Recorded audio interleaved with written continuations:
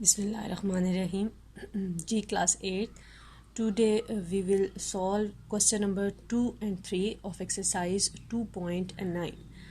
2.9 में आप लोग पढ़ रहे थे क्यूब और क्यूब रूट के बारे में. क्वेश्चन नंबर 2 में आपने क्यूब रूट फाइंड करना है. Find the cube root of the following. ये नंबर्स आपको गिवन है, इन नंबर्स के आपने जो है वो क्यूब रूट फाइंड करने हैं. क्यूब रूट फाइंड करने का सेम वही प्रोसीजर है जो आप स्क्वायर रूट फाइंड करने में करते हो कि जिस नंबर का आपने क्यूब रूट फाइंड करना हो सबसे पहले उसके फैक्टर्स बनाते हैं, फिर क्यूब रूट अप्लाई कर देते हैं. ओके, फैक्टर्स बनाने के लिए सबसे पहले जो है वो आपको कल मैंने बताया था कि ये क्यूब रूट का साइन होता है. ये आप स्क्वायर रूट जो है वो ये ऊपर ये रूट डाल के और साथ जो है वो बाई 3 लिखते थे कि वो ये क्यूब रूट है. ओके, अब 729 के सबसे पहले आपने जो इसके बनाए फैक्टर्स बनाए डिवीजन मेथड से, इसकी फैक्टराइजेशन की. 3 2s are 6, 3 4s are 12 and 3 3s are 9. Last पे 9 आ रहा था, ऑड नंबर है तो दैट्स मीन ये 2 पे तो डिवाइड नहीं हो रहा था, 3 पे डिवाइड हो जाना था इसने. फिर 24 है तो 3 8s are 24 and 3 1s are 3. फिर 81 आ गया, 3 2s आर 6, यहाँ से 2 बच गया तो 3 7s are 21, 3 9s are 27, 3 3s are 9 and 3 1s are 3. ये इसके बन गए फैक्टर्स. अब आपने इसके लिखा कि 729 के फैक्टर्स आपके पास आए हैं 3 multiply 3 multiply 3 multiply 3 multiply 3 and multiply 3. अब आप क्यूब रूट अप्लाई कर दोगे उसके लेफ़्ट साइड पे भी और राइट साइड पे भी. ये इसके लेफ़्ट साइड पे मैंने क्यूब रूट अप्लाई किया, ये रूट और ये बाय आपने लाजमी 3 का साइन लगाना, 3 ये नंबर लगाना है. ये इसको शो करेगा कि आप क्यूब रूट फाइंड कर रहे हैं. अगर आपने ये 3 ना लगाया that's mean you are talking about square root. ठीक है, तो क्यूब रूट के लिए आपने ये रूट और ये जो है वो लाजमी मेंशन करना होगा 3. ये इस साइड पे भी आपने क्यूब रूट अप्लाई कर दिया, लेफ्ट साइड पे भी और राइट साइड पे भी. ओके, फिर आपने क्यूब रूट में आपने पेयर्स बनाते होते हैं 3 3 नंबर्स के, क्योंकि आप क्यूब की बात कर रहे हैं ना.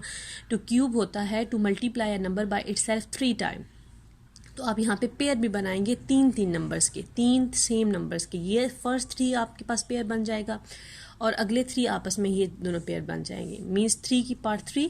ठीक है, और यहाँ पे भी जब आप इसको इन तीनों को आप एक्सपोनेंट की फॉर्म में लिखोगे तो ये 3 की पावर 3 आ जाएगा. इन तीनों को एक्सपोनेंट की फॉर्म में लिखेंगे तो 3 की पावर क्या आ जाएगा, 3 आ जाएगा.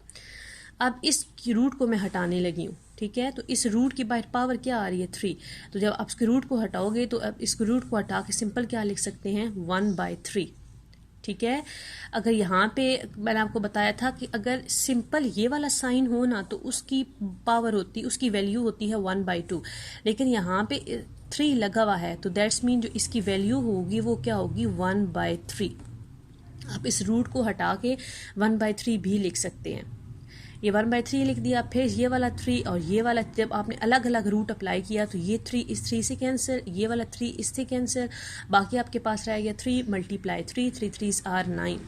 तो 9 जो है वो आपके पास क्यूब रूट आ गया है किसका 729 का. मीन्स कि आप 9 को अगर 3 टाइम मल्टीप्लाई करो, 9 मल्टीप्लाई 9 मल्टीप्लाई 9, 9 9 आर 81 और 81 को फिर आप 9 से करो तो आपके पास 729 आना चाहिए. ये क्यूब रूट है 729 का. ओके, अगला क्वेश्चन करते हैं 156625. वही सेम प्रोसीजर. सबसे पहले आपने इसकी ये इसकी फैक्टर्स बनाए इसके. ठीक है, डिवीजन मेथड से इसकी फैक्टराइजेशन की, ये उसके फैक्टर्स आ गए हैं सारे. ठीक है, ये 5 पे सारे डिवाइड होके इसके फैक्टर्स बन गए हैं. फिर आपने उसके लेफ़्ट साइड पे भी और राइट साइड पे भी आपने इसका क्यूब रूट अप्लाई कर दिया. क्यूब रूट अप्लाई करने के बाद आपने इसके ये बनाए पेयर्स. ठीक है, फर्स्ट ये पहले 3 और ये अगले 3. ठीक है, आपने इसके पेयर बनाने के बाद आपने इसके एक्सपोनेंट की फॉर्म में लिखा 5 की पावर 3 और इसको भी एक्सपोनेंट की फॉर्म में लिख दिया 5 की पावर 3.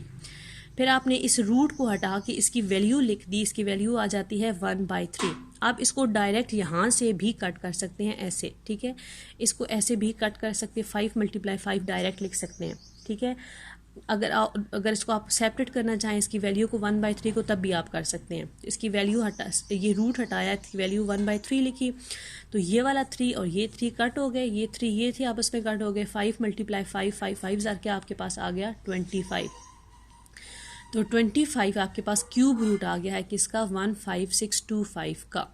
ओके, मतलब 25 को अगर आप 3 टाइम मल्टीप्लाई करो तो आपके पास ये आंसर आना चाहिए. ये चेक करने का एक प्रोसीजर भी होता है कि आपका ये आंसर ठीक है या कोई मिस्टेक की हुई है आपने.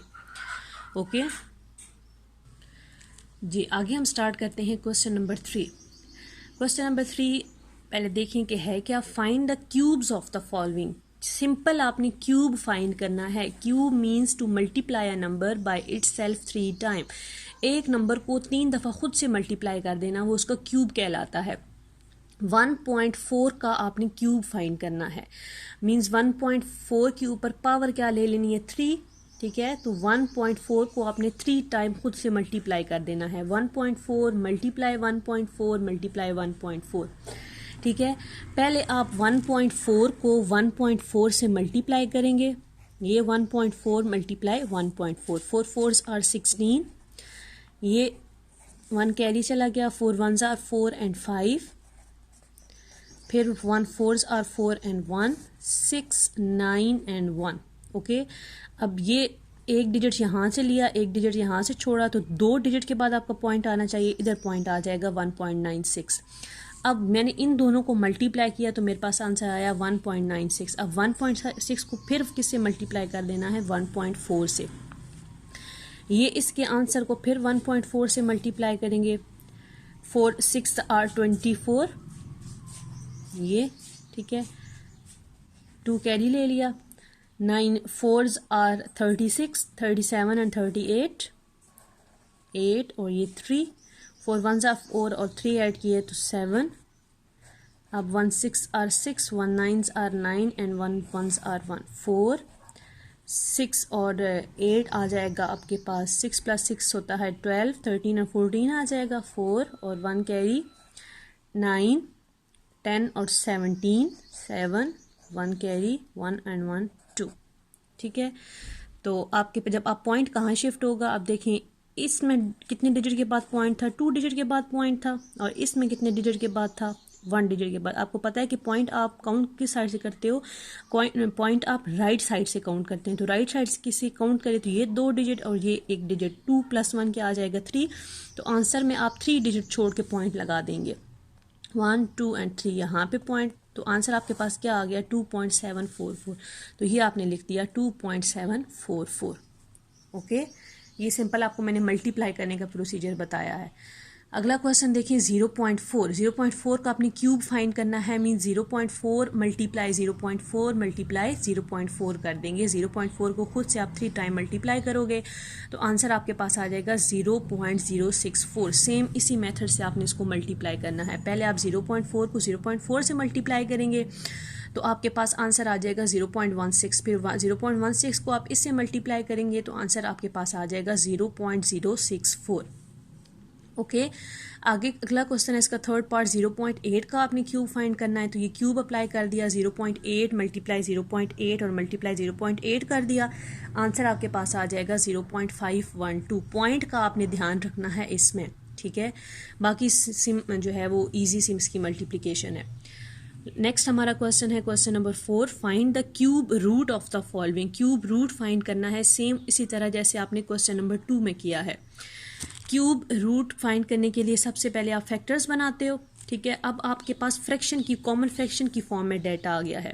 अब आपने इस कॉमन फ्रैक्शन की फॉर्म में ही इसके फैक्टर्स निकालने हैं और फिर कॉमन फ्रैक्शन की फॉर्म में ही आप इसका क्यूब रूट फाइंड करोगे। 27/216 है, 27/216। 27 के आप सेपरेट फैक्टर बनाएंगे, 216 के सेपरेट फैक्टर बनाएंगे डिवीजन मेथड से। ये 27 के फैक्टर्स बनाए, 3 9s are 27, 3 3s are 9 and 3 1s are 3। फिर आपने 216 के फैक्टर्स बनाए तो लास्ट में देखें इवन नंबर आ रहा है, दैट्स मीन 2 पे डिवाइड हो जाएगा, 2 1s आर 2। अब देखें 0 1 तो डिवाइड नहीं होता तो मुझे 2 इकट्ठे पेयर लेने पड़ेंगे, 2 इकट्ठे नंबर लेने पड़ेंगे। जब मैं 2 एट अ टाइम 2 इकट्ठे नंबर्स की डिवीजन करते हैं तो मिड में क्या अप्लाई कर देते हैं, 0 लगा देते हैं। ये 0 और 2 8s आर 16, ठीक है। 2 5s are 10, 2 4s are 8, 2 2s are 4, 2 7s are 14, 3 9s are 27, 3 3s are 9 and 3 1s are 3। ये इसकी बन गई डिवीजन मेथड से इसकी फैक्टर्स। अब आपने लिखा 27/216, 27 के फैक्टर्स उसके सामने 3 × 3 × 3, ये ओवर का साइन ये आपने लगा दिया या बाय का साइन। फिर 216 के फैक्टर्स उसके सामने, ये इसके सारे फैक्टर्स आए थे, 2 × 2 × 2 × 3 × 3 एंड × 3। यह आपने कर दिया। फिर taking cube root on both side, दोनों साइड पे क्यूब रूट आपने फाइंड करना है तो दोनों साइड पे क्यूब रूट अप्लाई कर देंगे। ये भी आपने क्यूब रूट अप्लाई कर दिया और इस साइड पे भी आपने क्यूब रूट अप्लाई कर दिया, ओके। अब क्यूब रूट अप्लाई करने के बाद आप क्या बनाते हैं, पेयर्स बनाते हैं उसके, ठीक है, 3-3 नंबर्स के, ये इकट्ठे 3 पेयर बन गए, ये पेयर बन गया और ये बन गया 3-3 नंबर्स का। फिर आपने ये 3 की पावर आपने एक्सपोनेंट की फॉर्म में लिखा तो 3 की पावर 3 कर देंगे, फिर आपने इसको एक्सपोनेंट की फॉर्म में लिखा तो 2 की पावर 3 और ये 3 की पावर 3। फिर आपने इस क्यूब रूट को हटा के इसकी वैल्यू लिखी 1/3, फिर ये वाला 3 इससे कैंसिल, ठीक है, ये वाला 3 इससे कैंसिल, ये वाला 3 इससे, मतलब ये जो उसकी पावर है ये सब के साथ जो है वो अलग अलग मल्टीप्लाई हो जाएगी, क्योंकि होल में पावर आ रही है तो इसका ये मतलब है कि ये 1/3 सब के साथ है, ठीक है। ये आपने सब के साथ उसको अप्लाई किया तो ये 3 1/3 से कैंसिल हो गया, बाकी आपके पास जो नंबर बन गए हैं वो 3 बच गया, 2 बच गया और यहाँ पे 3 रह गया है। नॉमिनेटर में 3 रह गया और डिनोमिनेटर में 2 × 3 रह गया है, 3/6 आपके पास आंसर आ गया। अब जो है वो 3/6 है ना, तो अब आप चेक कर लें कि आपने क्वेश्चन था आपके पास 27/216, तो 3 जो है वो क्यूब रूट बनना चाहिए 27 का और 6 क्यूब रूट बनना चाहिए 216 का। मीन्स 3 को अगर आप 3 टाइम मल्टीप्लाई करो तो 27 आना चाहिए। 3 3 = 9 और 9 3 = 27। सेम उसी तरह 6 को अगर आपने 3 दफ़ा मल्टीप्लाई करें, 6 6 = 36 एंड 36 6 = 216 आ जाता है आपके पास। 3/6 आपके ये क्यूब रूट आ गया 27/216 का। फिर आपने अगर इस फ्रैक्शन को सिंपल फॉर्म में अगर मजीद इसकी सिंप्लीफिकेशन करनी हो, 3 1s = 3 एंड 3 2s = 6 आ जाएगा। ओके, यहाँ तक भी आपका आंसर ठीक है। अगर आपने इसकी सिंप्लीफिकेशन करनी है तो भी आपका आंसर ठीक है। बाकी पार्ट इस क्वेश्चन के सेम इसी तरह है, आपने इसका क्यूब रूट ही फाइंड करना है, खुद जो है वो करने की कोशिश कीजिएगा।